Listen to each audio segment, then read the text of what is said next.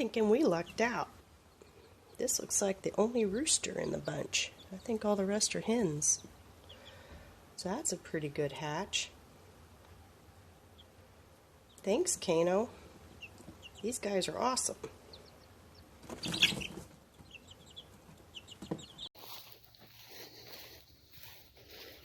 Rabbit. It's so much more peaceful now. Less stress.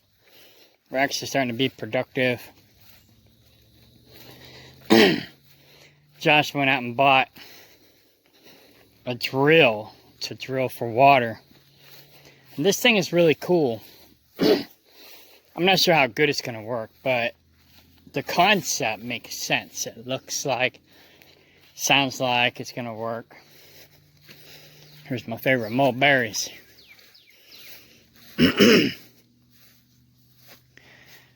I'm heading up front to get the beer. Not for me though. I don't like beer. But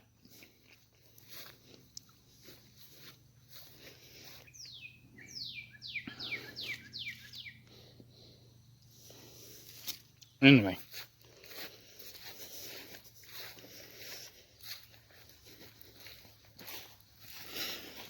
Making some progress. Making some progress. So we're having a cookout. I still gotta clean up all this crap. Judas just left a filthy mess. Oh. But I got some reassurance today. That basically I'm on the right path. You know, these last few weeks have been crazy. But funny thing is, well, Judas thought he was going to cause me more damage by stealing my batteries and other little manipulation and sabotage that he likes to do. But he ended up where he wanted to be for the last, I don't know, so many years. Basically 5 years. He was over there for 2 years. And they basically ran him off. So I came back here. That was 3 years ago. They really didn't want him back. But nobody else wants him either. And now I don't want him either. So they ended up taking him back. Reluctantly. I got word today that that's actually true. It's not just me talking out of the side of my mouth or talking out of my butt. Bill basically said, you know, that I'm always welcome. He was actually afraid that he was going to lose Cindy's and my friendship. He's really concerned. He was really afraid that he had lost us because of this whole ordeal. And Cindy was actually had the same concern. She was afraid that, you know, we was going to lose them through this whole deal. When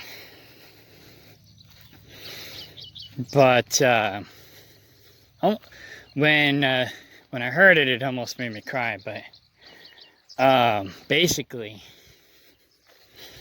you know, they just took him in because they didn't want to make him homeless. Pretty much the same reason why I hadn't been kicking him out all these years. You know, it's like I let him stay here because I didn't want to make him homeless like his family did. But he took that kindness as a weakness and he basically used it against me. You know, it's almost like he was punishing me for taking care of him or being kind to him. Because he didn't really want to be here. He wanted to be at Bill and Shirley's. And I was trying to give him hand-ups instead of handouts. But he was taking them for handouts. And then he would get angry at me when I would take his hand-ups away because he was abusing the hand-ups. So it's no different than, you know, your average welfare recipient. But anyways, he's gone. And I got confirmation today that I pretty much did everything right, except they wish I would have handled it a little more peacefully. But they understood. Because basically, if I would have handled it more peacefully, it would have taken another year to get him out of here. And I was like, I ain't dealing with that shit. I'm done. It's over. And so I wanted him out as quickly as possible. I gave him over 60 days. I gave him almost 90 days. And he was dragging his butt for the first month. So I just had to turn up the heat to let him know I was serious. I ain't forking around. Oh, he is trying to pound it again. So we got that well thingy right there where you can see the T-post pounder. And so basically, you just pound this pipe in as deep as you can, 20 feet, 25 feet, and you got a well. It's not like, you know, your normal well that you'd pay $10,000 for. This one's only $300. But it's like doing a hand dug well, except you pound this pipe with the special torpedo head with a filter built in into the ground.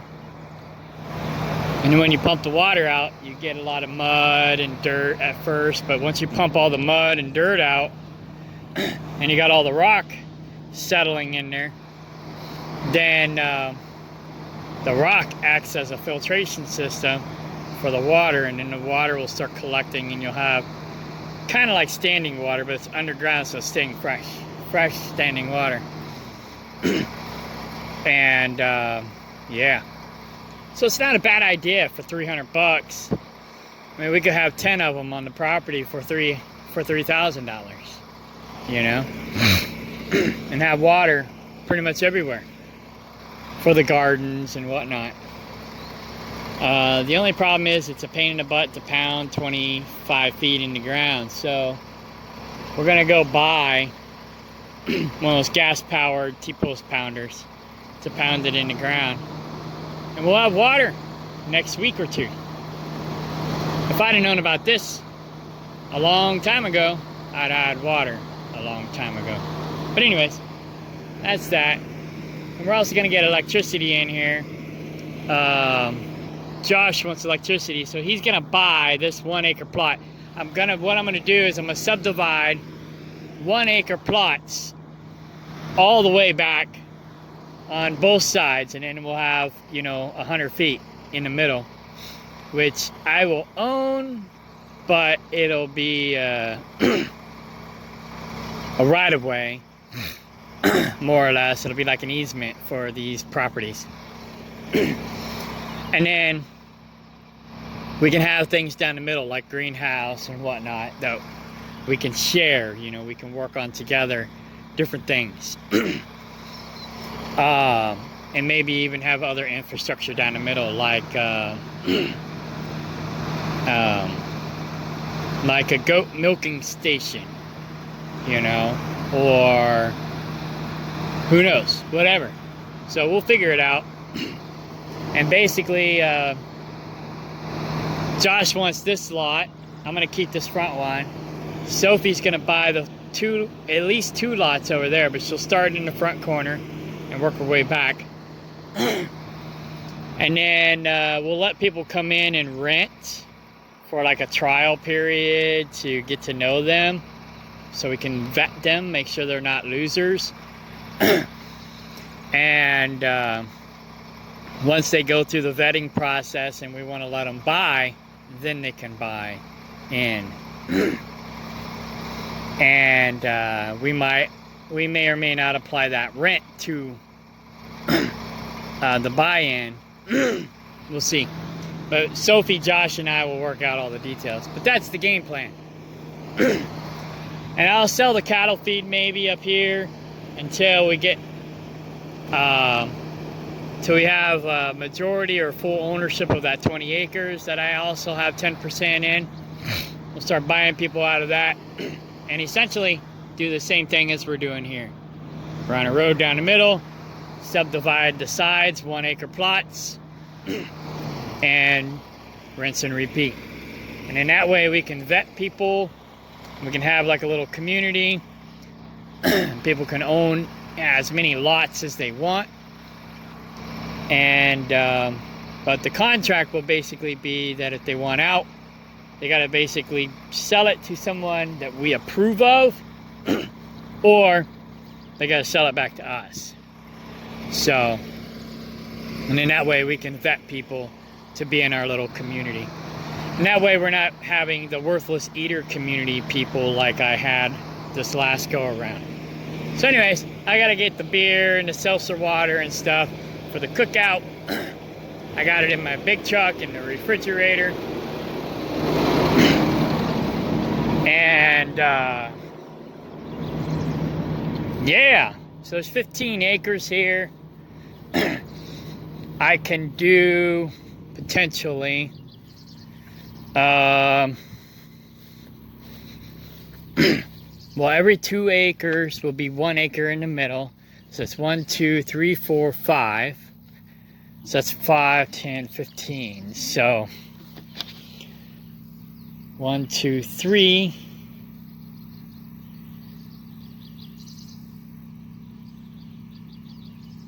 So I can essentially do like 12 acres. 12 acre plots. However, that back corner is the creek. Probably not going to be able to subdivide that. So I'll basically have that for myself. So it'll probably be more like 10 plots. 9 or 10 plots that we can rent out or whatever. And like I said, the back part I'll probably keep for myself because I'll probably have my goats back there at least till I get to 20 acres, controlling interest of the 20 acres and start subdividing it. So, all right, we got fireworks, we got all kinds of good stuff. So we're having a good time.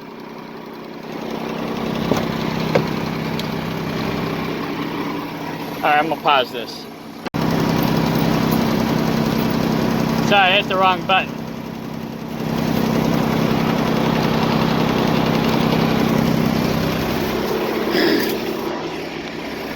There's Mimi. I'll come back up for the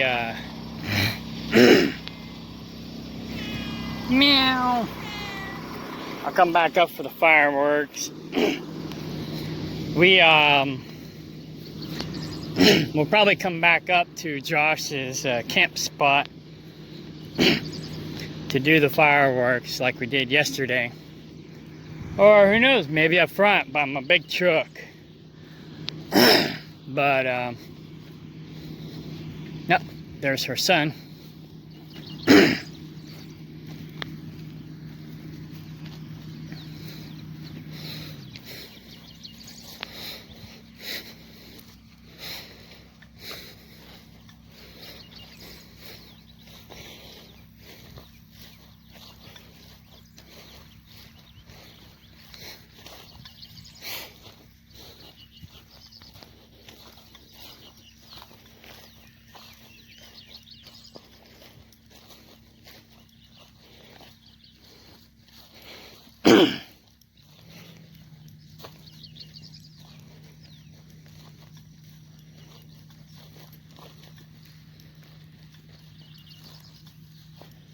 Sweet home Alabama.